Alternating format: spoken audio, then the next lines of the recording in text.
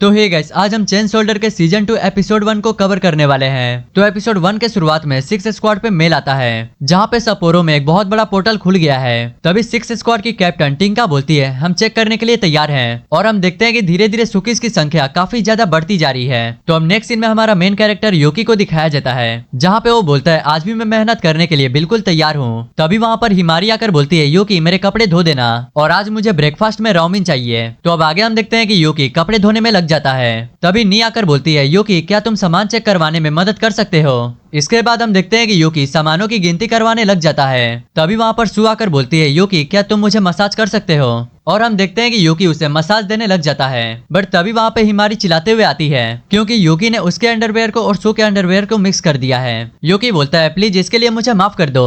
तभी वहाँ पर नी आ जाती है, उसे कुछ होमवर्क के बारे में समझ में नहीं आ रहा था, इंतजार करो फिर हम आपस में बात करेंगे। तभी हमें एक लड़की दिखाई जाती है और वो यूकी के बारे में सारा डिटेल निकाल रही होती है। इसके बाद यूकी क्योका के पास आता है। बंदा बोलता है लेट आने के लिए मुझे माफ करना।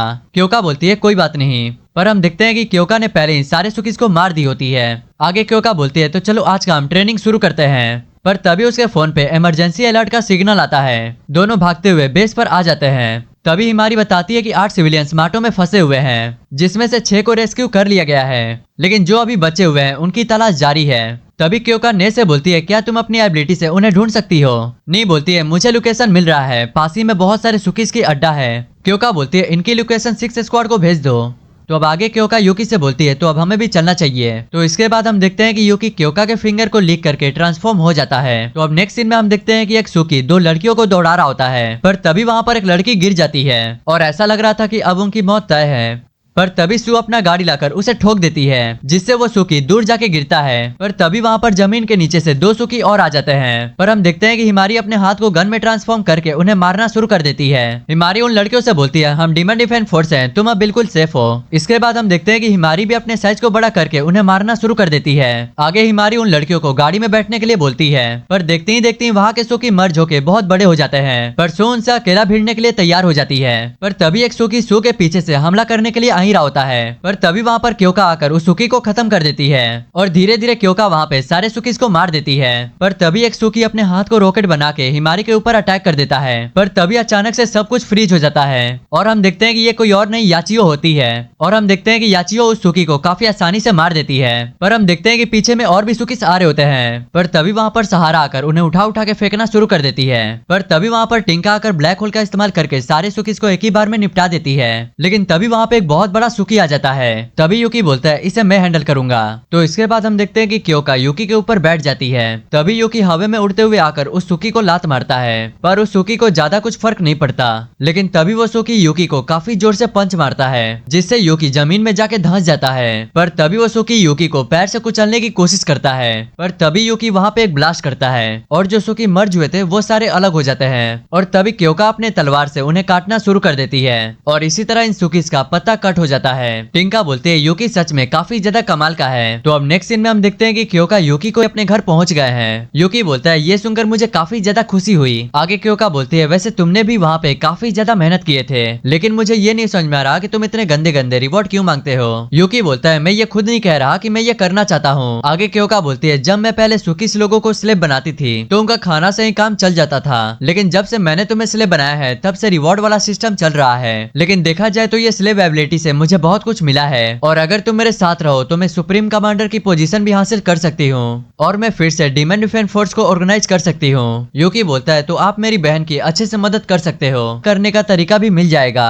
तभी यूकी बोलता है क्योका सान जितना मुझसे होगा मैं आपकी मदद करूंगा। तो अब नेक्स्ट सीन में टिंका और यूकी के सिस्टर को दिखाया जाता है। आवा बोलती है मुझे खुशी हुई कि यूकी अपना अच्छे से काम कर रहा है। टिंका बोलती है जब हमारी मुलाकात उससे पहली बार हुई थी तभी मुझे पता चल गया था वो काफी ज्यादा स्ट्रॉन्ग है। अवा हंसते हुए बोलती है मेरा यूकी बचपन स्क्वाड की कमांडर मीरा। मीरा बोलती है मैंने सुना है कि तुमने होम टाउन वाला बदला ले लिया है, लेकिन ये मत भूलना कि मैं तुमसे 100 गुना ताकतवर हूँ और अगला सुप्रीम कमांडर मैं ही बनूंगी। तभी क्योका बोलती है तुम गलत हो, अगला सुप्रीम कमांडर मैं बनूंगी। अब आगे मीरा बोलती है अब मैं अंदर जा रही हूँ तो तुम भी सब अंदर आ जाओ। तो इसके बाद वे दोनों अंदर आ जाते हैं, पर तभी उनकी नजर एक लड़की के ऊपर जाती है जो की रो रही होती है। तो हमें पता चलता है कि ये 3rd स्क्वाड की कमांडर बेला है। क्योका बोलती है क्या तुम मीटिंग रूम में नहीं आ रही। तभी बेला रोते हुए बोलती है दुश्मनों ने मेरे टीम को बर्बाद कर दिया। लिया और हमने जो मिलकर मेहनत किया था सब बर्बाद हो गया। क्योका बोलती है थोड़ा सा भरोसा रखो, सब ठीक हो जाएगा। तो अब इसके बाद कर देता है, पर तभी हम देखते हैं कि रीन उसे काफी डरावने नजरों से देख रही होती है और भाई ये देखकर यूकी काफी ज्यादा डर जाता है। आगे रीन, तो इसके बाद हम देखते हैं कि उनके बीच में मीटिंग शुरू हो जाती है। तभी फर्स्ट स्क्वाड के कमांडर रियू बोलती है कि अब मेरा या जिंदा है। आगे रीन बोलती है वो जब भी हमारे सामने आए तो हमारे कमांडर उनसे लड़ेंगे। तभी कोनोमी बोलती है जब भी वो मेरे सामने आएंगे तो मैं उनकी छुट्टी कर दूंगी। रीन बोलती है मुझे तुम्हारा एटीट्यूड देखकर काफी ज्यादा अच्छा लगा, लेकिन मुझे एक स्क्वाड की काफी ज्यादा चिंता है। तभी रीन बेला से बोलती है मैं तुम्हारे परफॉर्मेंस से बिल्कुल भी खुश नहीं हूँ। तो ये मीटिंग खत्म हो जाने के बाद हम एक ट्रेनिंग करेंगे और हम बैरियर के अंदर है तो इससे हमारी चोटें हील हो जाएंगी। और भाई ये सुन के बेला वहाँ पे काफी ज्यादा डर गई होती है। तभी क्योका बोलती है मेरे पास इसका जवाब है। आगे क्योका बोलती है आखिर हम कब तक उनका वेट करते रहेंगे, हमें एक लड़ने की स्ट्रेटेजी बनानी चाहिए ताकि हम उन ह्यूमनॉइड सुकीज को हरा सके। तभी रीन बोलती है हम माटो के बारे में ज्यादा कुछ नहीं जानते। तभी रीन बोलती है हम ऐसी स्ट्रेटेजी बनाएंगे जो दुश्मन को खुद हमारे पास लाए। क्योका अपने मन में बोलती है जैसा मैंने सोचा था उसका रुख कभी नहीं बदलेगा। आगे रीन बोलती है और अब हमारा अगला टॉपिक उस लड़के पे बात करेंगे। तो इसके बाद यूकी उन सबको अपना इंट्रोडक्शन देता है। तभी फुबुकी बोलती है ये लड़का काफी प्यारा है, मैं हमेशा से एक लड़का चाहती थी। यूकी को बिल्कुल भी समझ में नहीं आ रहा होता है कि ये क्या बोल रही है, पर तभी क्योका बताती है कि फुबुकी याचियो और हिमारी की मदर है और ये सुनकर यूकी काफी ज्यादा हैरान हो जाता है। तभी वहाँ पर गीना नाम की लड़की आकर बोलती है कमांडर रीन एक प्रॉब्लम आ गई है। तभी हम देखते हैं कि बहुत सारे सुकीस हेडक्वार्टर की तरफ बढ़ रहे होते हैं। तभी रीन ना उन लोगों को 3 लोगों को रोकने के लिए भेजती है। तभी रीन बोलती है मुझे फर्क नहीं पड़ता कि वो कौन है और वो क्या साजिश रच रहे हैं, पर इन लोगों ने हेडक्वार्टर पे हमला करके बिल्कुल भी अच्छा नहीं किया, तो उन लोगों के लीडर को सजा सिर्फ मैं दूंगी। तभी हम देखते हैं कि वहाँ पे यूकी भी ट्रांसफॉर्म होना शुरू हो जाता है और हम देखते हैं कि रीन उन्हें देख रही होती है। इसके बाद हमें कमांडर का सीन दिखाया जाता है जहाँ पे वो कुछ ही सेकंड में सारे सुकीस को मार देते हैं। तभी वो लड़की बोलती है सुकी के अलावा मुझे और सिग्नल मिल रहे हैं। रीन बाकी लोगों को वहाँ पर रुकने के लिए बोलती है और क्योका और यूकी को अपने साथ आने के लिए बोलती है। और इसके बाद हम देखते हैं कि रीन वहाँ से काफी तेजी से उड़ते हुए चली जाती है। अब आगे हमें उन्हीं 5 लोगों को दिखाया जाता है जहाँ पे एक लड़की बोलती है सुकी की अब दूसरी लहर शुरू करो, पर तभी उनके पीछे रीन वहाँ पर आ जाती है। तभी एक बंदा बोलता है ये तो रीन है। तभी दूसरी लड़की बोलती है जल्दी से इसे पत्थर में बदल दो, पर रीन के ऊपर कोई भी मैजिक काम नहीं कर रहा था। तभी रीन उनके ऊपर अपने पैरों से हमला करती है जिससे बंदा वहाँ पर एक मर जाता है। और भाई रीन के आंख में जो ये साइन है ना वो अचानक से बदलती जा रही थी और उसकी एबिलिटी भी चेंज होती जा रही थी। तभी हम देखते हैं कि वहाँ पर यूकी और क्योका भी आ जाते हैं। यूकी बोलता है आखिर यहाँ पे क्या हुआ था। तभी क्योका बोलती है सुप्रीम कमांडर आपकी एबिलिटी हमेशा से काफी ज्यादा शानदार रही है। तभी रीन बोलती है यूकी अपने नॉर्मल फॉर्म में आ जाओ। तो इसके बाद यूकी अपने नॉर्मल फॉर्म में आ जाता है। रीन अपने मन में बोलती है इस बंदे ने क्योका की एबिलिटी बढ़ाई और टिंका को अपने तरफ आकर्षित कर लिया। पर तभी हम देखते हैं कि क्योका यूकी को बच्चों की तरह सहलाने लग जाती है। रीन बोलती है आखिर ये क्या है। क्योका बोलती है ये मेरी एबिलिटी की कीमत है। आगे रीन यूकी को अपना हाथ देने के लिए बोलती है और यूकी उसके हाथ पे अपना हाथ रख देता है और हम देखते हैं कि पीछे क्योका काफी ज्यादा जल रही होती है। और इसी के साथ यहीं पे ये वाला एपिसोड एंड हो जाता है।